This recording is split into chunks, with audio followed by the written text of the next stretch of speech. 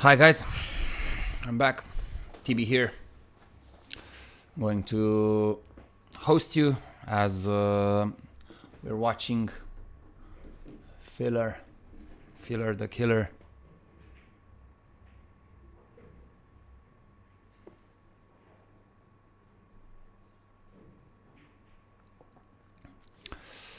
So let's see.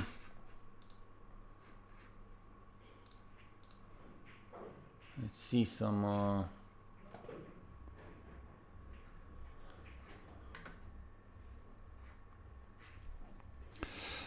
the shots we're looking at. Let's adjust a bit. So who are we watching? Psomopoulos against Joshua Filler. Orestis Psomopoulos. Orestis Psomopoulos tried a bit of a shot at the green 6, but I think he didn't quite see the full ball, so he tried to spin it in, but I'm unsuccessful, unfortunately. So now we're gonna watch Mr. Filler in action. A bit just not that much angle on the 6 as he wanted, so he didn't want to force the 6 ball in the middle corner. As we can see, he almost wobbled the 6 in the middle. Very tight pockets in the middle. We remember the middle shot of last year's final in the decisive game. Who can remember that? Who can forget that, to be honest? Kopin Chung was looking at his first win in Romania. But nice match. So let's adjust the score. Fella 2-0. Starting to kick the 9 from his break shot. So that gives me an indication that he's not at his best coming to the break shot. Or maybe he intends to do that for a while to get some information on the break. Who knows? Genius at work. For me, in my opinion, he's one of the genius, one of the greats of the pool. Hall of Famer for sure. Amazing talent, raw talent, amazing ambition, and one of the guys that succeeded and still succeeds in the tour. The go-to man when it's a tricky situation, when it's a high tense situation.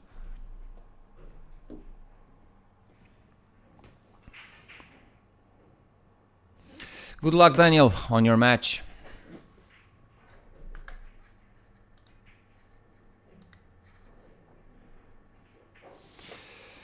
As the community wishes you, we see Mr. Filler. He's aiming the 7. He wants to measure the 7. Does it really pass the 8? I don't think so. So he's looking for an area to go to leave the white ball so that he can maybe have a shot at the 7. Maybe in the side, maybe preferably in the corner. But if you want to play the white ball so that you can leave the 7 on the opposite corner, then the 9 comes into play. So he needs to avoid that. He did. He chose to hit the 7 ball. Nice shot, very nice shot. He developed the 7 ball. Now he has an easy pocket, and from there it's just straight business. Check the cue ball so that it doesn't go behind the 9 ball. Avoid traffic at all costs. This seems to be the religion those pros are playing nowadays. So even though it comes with a bit more. So 3-0. Now we see a good filler break, avoiding the 9 ball. The 9 stays between the triangle. Very interesting. I think he needs to take the turtle rack. Yep. And now look at a shot at the 2 ball.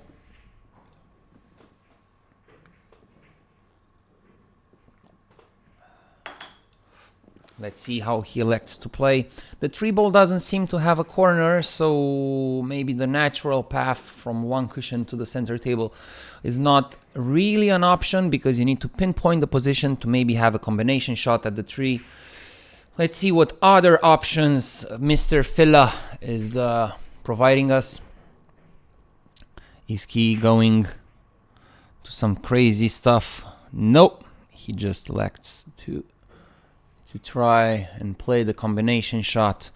The 4 is pretty close to the corner.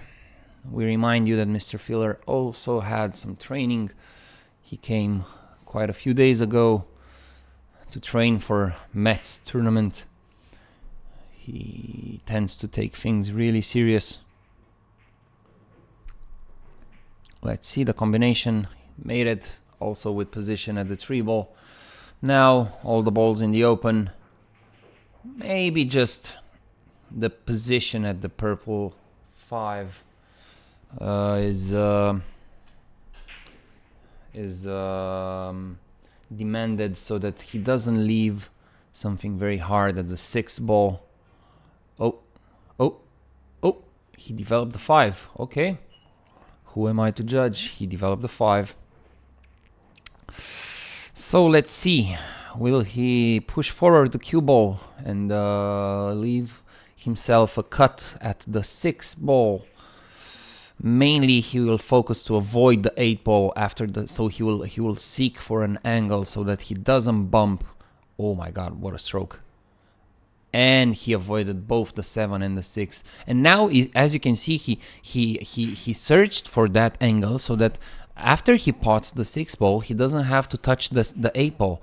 So exactly as I mentioned before, those very superstar pro guys, they tend to sacrifice a bit of the technique so they tend to make a harder shot now in order to have a better angle for the next shot. And the thing is not from the technique. I mean, also the technique helps, but they tend to recognize those patterns and those paths very, very fast. And the decision, the speed, the pace that they tend to get this decision is really, really, really professional. So yeah, character, very, very open to talk with everyone, very open to autographs, to interviews, like such a mature guy for such a young age, still only 26, 27, I think, somewhere around there. So praising Mr. Filler, praising into his development, such an amazing character. Future idol, actually a personal idol for all the pool players right now, and the future pool players, the youngsters. Reference Joshua Filler, and also I think Fedor Gorsh. This is a great example. The methodics that he has, the fundamentals is amazing. Those two guys will for sure sharp the future of pool and the way it's perceived, the way the professional players approach both the on and off the table that they're playing is such a unique way, such unique styles, and like all other individual sports, they tend to look to have a unique and personal way of approaching, and that defines them. So you will be able to recognize each one of them from a mile away, like the stroke, the way, the shot selection, everything. So looking forward to the development of pool and the way it's going to be played in the future. I'm sure that there will be a future Stephen Hendry or someone that will dominate the pool world as much as the actual guys are doing. Like we can recall Mr. Sanchez Ruiz, or even Joshua Filler dominated for so long. I can remember, like, he won the US Open, World Championship. Pretty much every Euro Tour there was consecutive Euro Tours. So many wins and wins and wins, and like the domination was real. And right now we're just expecting for future talents to see, and the tour to grab and to to take off and implement some great names. Yeah, Mr. Psamopoulos failed to shoot the 7.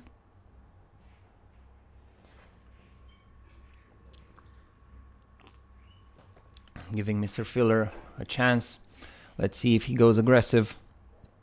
Of course he does. He's Joshua Filler. Aggressive is his middle name. So leaving himself a tough shot at the 8 ball.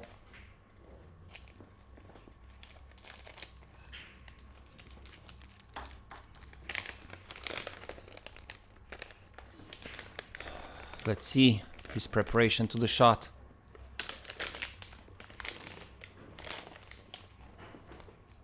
And swooshed it in. Maybe a bit too slow. Nah, he has landed perfectly for the middle. I think he wants to play those middle corners, middle pockets, so that he can get used to them for the future.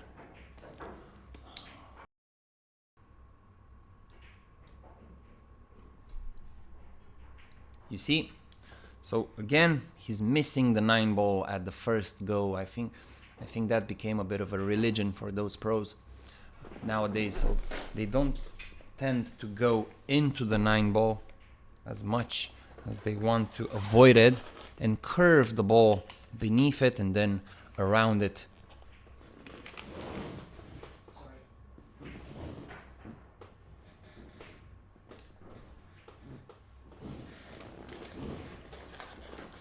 So let's see what happened.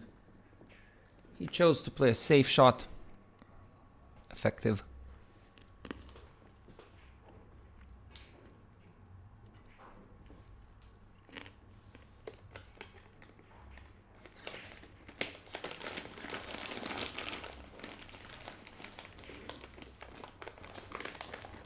Also, I got to see Mr. Mika Immonen playing a really nice 2 cushion escape with potting the ball, very controlled.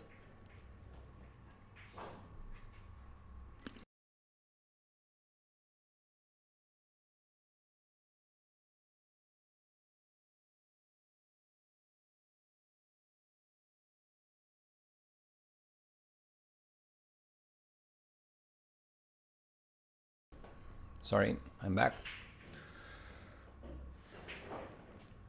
Reminding you, Mika Immonen leads Dragos Radulescu 4-1 at the secondary table.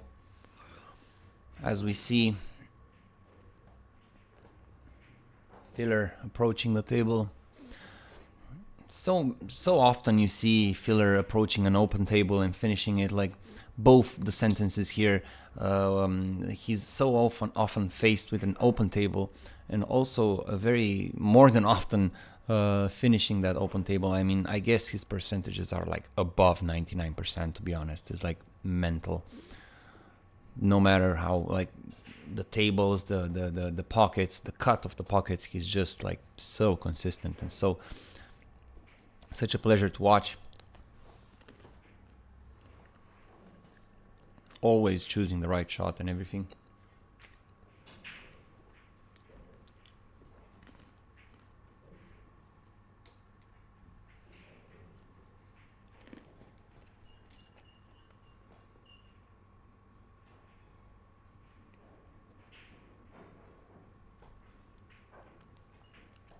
So we have again.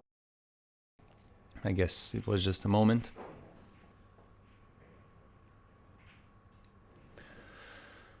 Joshua Filler 6-0. Thank you guys. Thank you guys. Just confirming 6-0 Filler. Updating the score. Let's see what does he have here. So facing an open shot at the 2 ball. Let's see, will he want to try to get to the... Oh my god, what a shot. What a shot. Does he have an open one open pocket. Does the 3 pass the 9? Yep, I think he does. He's very positive about the shot, so he will just leave his angle. Yep, very nice. So we're back in proper main position, the center table position.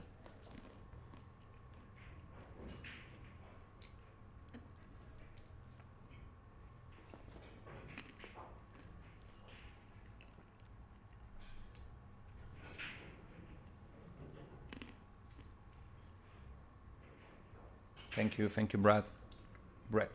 Thank you, guys. We just try to offer you the best conditions. I mean, I guess everyone that hosts a tournament of this size wants to give you guys, the viewers, the best conditions, but maybe we try a bit more. Leave us a comment if we try too much, or maybe any improvements or your feedback. It will be taken into consideration. I saw some shots from Joshua Filler those days with his right hand. He's becoming consistent. When he switches hands is just incredible. Like I think he plays decent with his right hand as well. So billiards is not a symmetric sport. Yeah, it's not like let's say swimming or I don't know, other individual sports in which you are symmetric, so you're less likely to develop an asymmetric habit that might need correction towards kinetotherapeutic medical approaches. So at some point Mr. John Mora said, what's enough, it's enough. I think his doctor said that it's either he switches hands or he has to stop playing pool. So he switched hands, and what a nice development that was. And as we found out, a very good opposite hand players. And now he has very, very good results. Also, we see him in the World Cup of Pool. We see him in the US playing lots of tournaments. I think he even got with his weak hand. He got to the quarters, I think, of the World Cup of the World Pool Championship, which is amazing.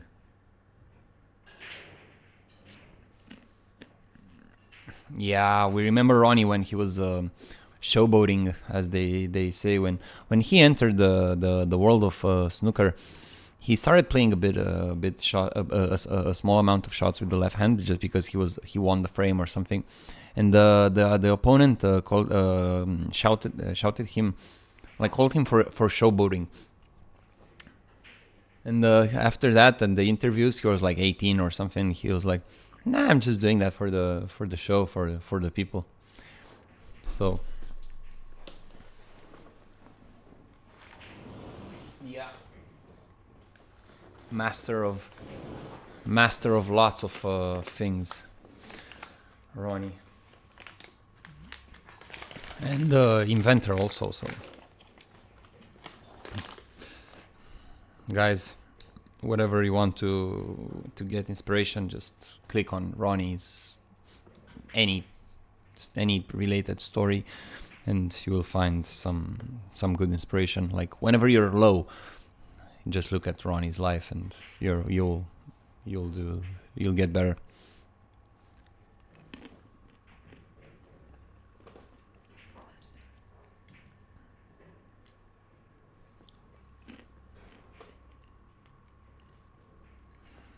Let's see, Mr. Psamopoulos. Yep, he cleared that 8 ball. Very, very good. So now he has a shot at the 6. He cannot play a stop shot because I think the 9 is covering the corner in which the 7 should go. So I think he needs to play a bit of a shot now to get to the 7. Let's see what he elects. Will he go one cushion top spin towards the middle of the table? No, he went one cushion back spin and just rubbed the 8 so that he can clearly see the 7. You see the difference? I believe that Mr. Joshua Filler wouldn't have played that shot because the 8 was so close to covering the white ball that he would have, even though it would have been a bit harder shot, he would have chosen another shot. You see? So the confidence that this will give you. Now let's see. I think he can cut that in, no problems. Yeah. Mr. Orestis Psomopoulos, which will appear on the board. A bit unhappy with himself, I think, because the cue ball didn't check enough so that he can avoid the middle pocket. So 7-1.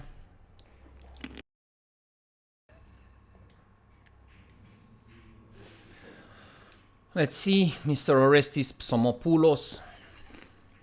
Nice break shot. Really solid. A bit unlucky. I don't think he sees enough of the 2 ball to pocket it, to pot it.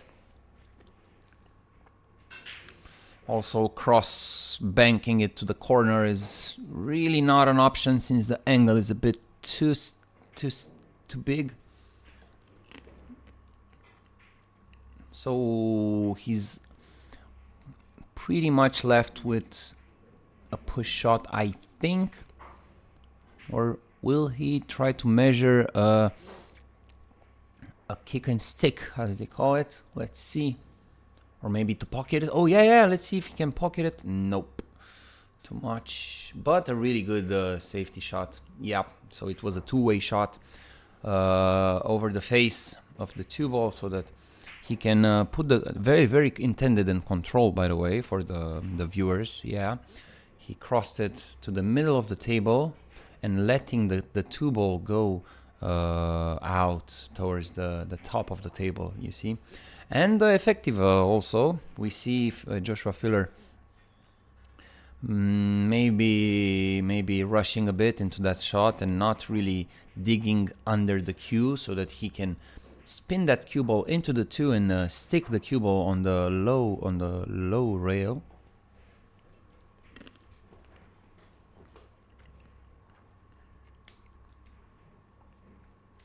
So now Mr. Orestis Psomopoulos is faced with an open table. So this is the way you can really measure the state of your opponent. Like when he has an open table, will he take will he pot the balls? Will he take the right decisions, play the right shots, have a smooth stroke when he plays that? Like all that comes in mind when you are looking at your opponent play. You look at him and you see whether he plays the right shots, he chooses the right intensity, the right spins, and that gives you a bit of an idea, like who are you playing against and everything.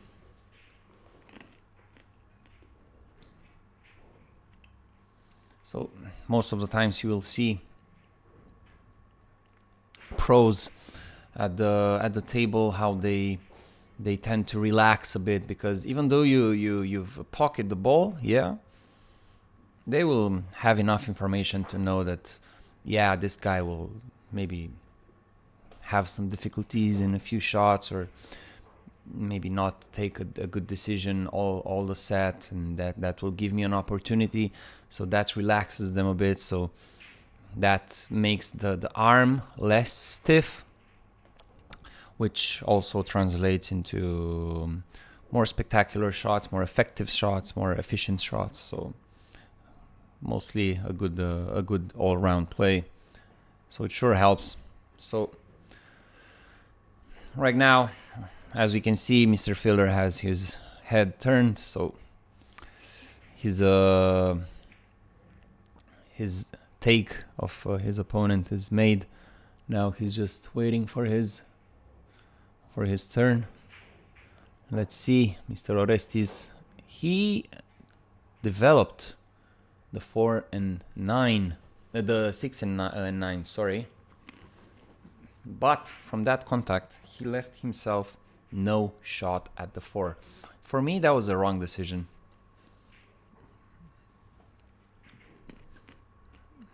but you see, it's different. Whatever works for you works for you. So he played a fin shot, and I think he snuck out the 4, just a bit of nose that you can see.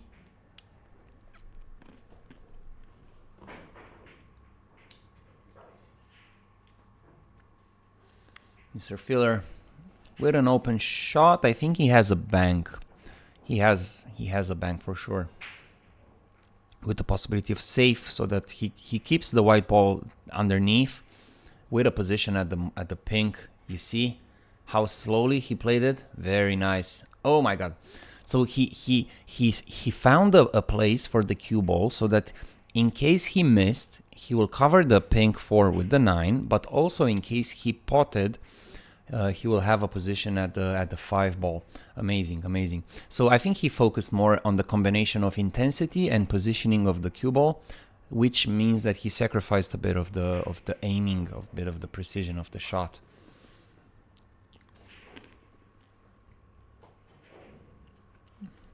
Right now, Mr. Orestis is faced with quite a tough shot. I think you are supposed to two-rail that, slightly cut the 4 ball and let the cue ball come towards the bunch of balls. Yeah, I'm not that big of a fan of that shot, because if you hit it full from one cushion, you tend to either scratch, so you either will scratch with the cue ball in the middle, or you will push the 4 ball into an area in which is potable.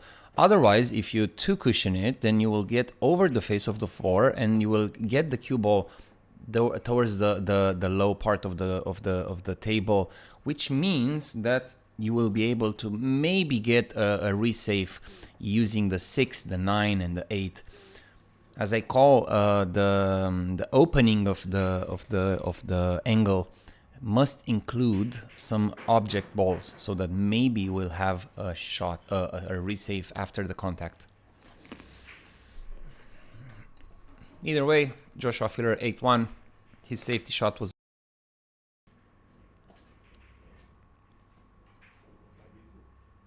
Da, vrei să... Okay. 1 second, guys. I'm also a referee, so I need to go help table. Coming right back at you.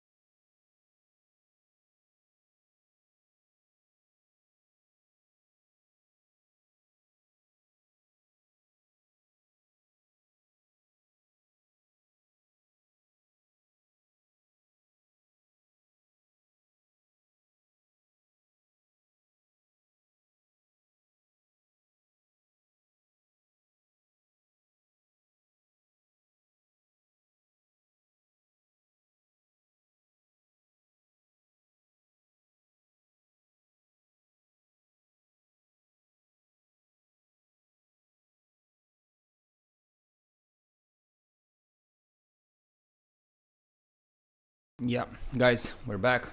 We had a bit of a situation with Cristian Surdea. He is playing actually Federico Maria. I'm guessing from Italy, because he was hand gesturing a lot.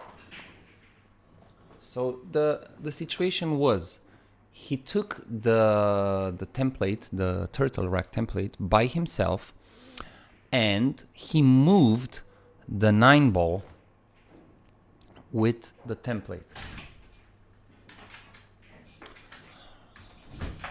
So let me hear from you also. I'm joined by Jesus. The Romanian Jesus. Hi there, I'm back here with Tibi. How's it going, Tibi?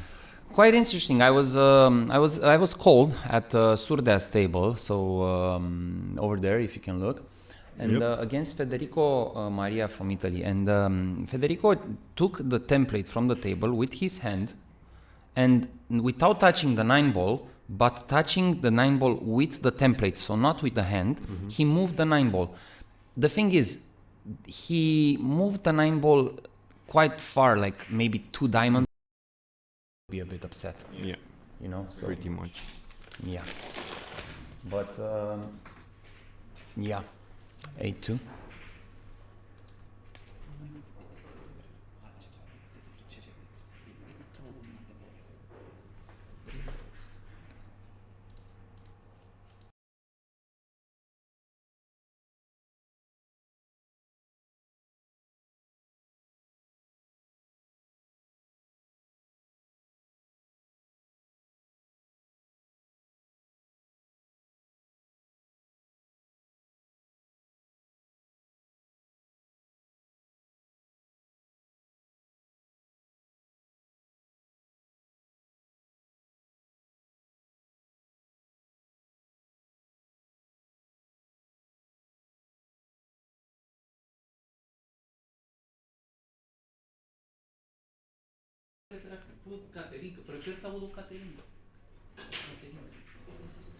Yeah, we're back.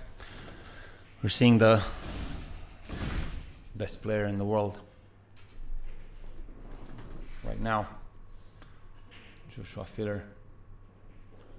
Great draw shot. Again, he took away the 7-ball, so he draw in a line in which he will never interact with the 7-ball, and maybe playing a carom shot onto the 9. You think?